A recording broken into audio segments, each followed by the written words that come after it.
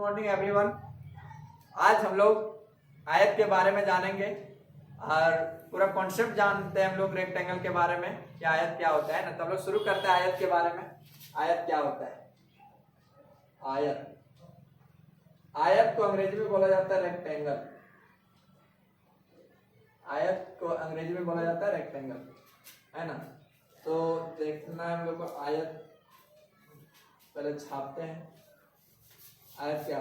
आयत के बारे में अगर पूछा जाता है तो आयत जो होता है ना, आमने सामने के भुजा बराबर। जैसे देखिए ये भुजा, इसके सामने ये है, इसके सामने ये, तो ये भुजा और ये भुजा क्या होता है? बराबर होता है। और इसके सामने वाला भुजा और इसके सामने वाला भुजा क्या होता है? बराबर होता है।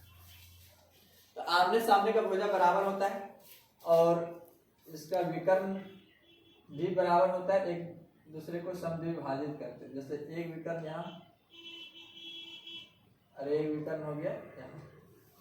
तो देखना है। और एक चीज और जानना है कि आयत में प्रत्येक कोण 90 डिग्री का होता है। यहाँ भी 90, यहाँ भी 90, यहाँ भी 90, यहाँ भी 90। तो पहला पॉइंट में इसका लिखना है, आयत के आमने सामने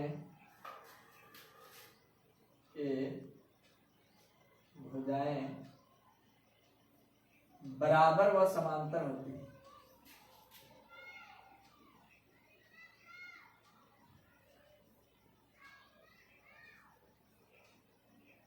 तो पहला पॉइंट क्या? आयत के आमने सामने के भुजा, आमने सामने के भुजा बराबर व समांतर होती है। और दूसरा में आयत के प्रत्येक कोण, आयत के प्रत्येक कोण 90 डिग्री का होता है ना।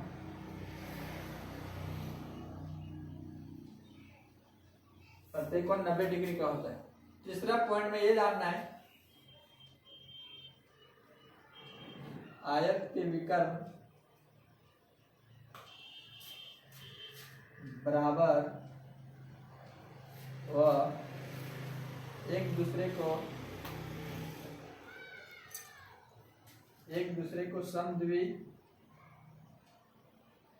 समद्विभाजित करते हैं। जानना क्या है, सो हम लोग पहले देखते हैं कि विकर्ण जो है, विकर्ण जानता है जो कोना मिलाता है ना। इसमें सबसे बड़ी भुजा ये विकर्ण नहीं होता है, ये सबसे लंबा होता है।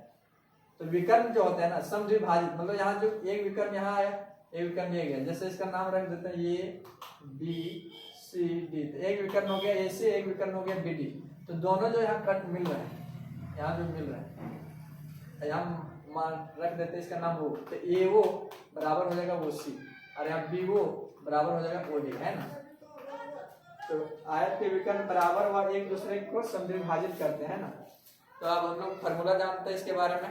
अब हम लोग जानते हैं इसका फार्मूला के बारे में। तो हम बोले कि आमने सामने का भुजा बराबर होता है, ये एल है तो ये भी एल होगा। अगर इसका लंबाई इसका भी मान लें तो ये भी होगा, क्योंकि आमने सामने का भुजा क्या होता है? बराबर होता है। ये भी तो ये भी, ये एल तो ये भी एल, है ना। तो पहला फार्मूला होता है,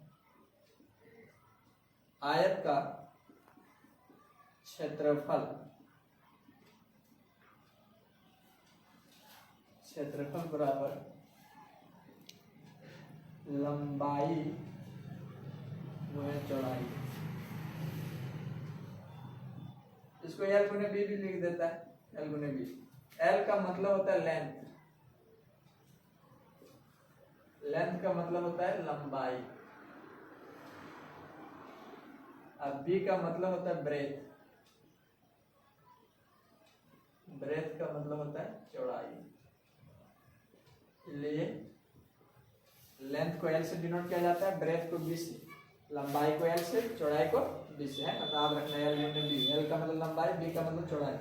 दूसरा फॉर्मूला होता है आयत का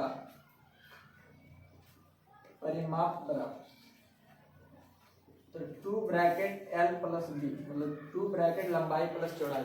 हम बोले थे परिमाप क्या होता है? जो भुजा होता है सभी को जोड़ देना होता है। तो यहाँ देखना है, जोड़ना है एक L plus B plus L plus B, है ना। तो 2 एल हो गया और 2 बी हो गया। यहाँ बता दे रहे हैं कैसे निकाला जाए। यहाँ से जोड़ रहे, ये एल हो गया, फिर ये बी हो गया, फिर यहाँ एल है,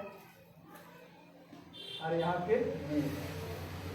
तो कितना आ गया 2l, एल एल को जोड़ देना 2l और बी बी को जोड़ेंगे तो कितना हो जाएगा 2b। अब 2 कॉमन ले लेगा तो एल यहाँ से यहाँ भी 2 यहाँ भी 2, तो 2 क्या ले लिए कॉमन ले लिए, तो कॉमन ले लिए तो यहाँ क्या बचेगा एल और यहाँ से भी 2 कॉमन ले लिए तो क्या बचेगा प्लस में बी। तो यही होता है 2 ब्रैकेट लंबाई प्लस चौड़ाई। बोले थे परिमाप होता है सभी का योग होता है ना बार बार। एक और फॉर्मूला होता है इसमें, आयत का विकर्ण बराबर, तो इसका फॉर्मूला होता है root under L square plus B square, मतलब लंबाई का स्क्वायर प्लस चौड़ाई का स्क्वायर, है ना। तो इस तरह का वीडियो देखने के लिए मेरे, है ना, तो इस तरह याद रख लेना, आयत का क्षेत्रफल लंबाई प्लस चौड़ाई, आयत का परिमाप 2 ब्रैकेट लंबाई प्लस चौड़ाई, आयत का विकर्ण बराबर root under L square plus B square, मतलब लंबाई का स्क्वायर प्लस चौड़ाई का स्क्वायर, है ना। तो इस तरह का वीडियो देखने के लिए मेरे चैनल को लाइक शेयर और सब्सक्राइब करें।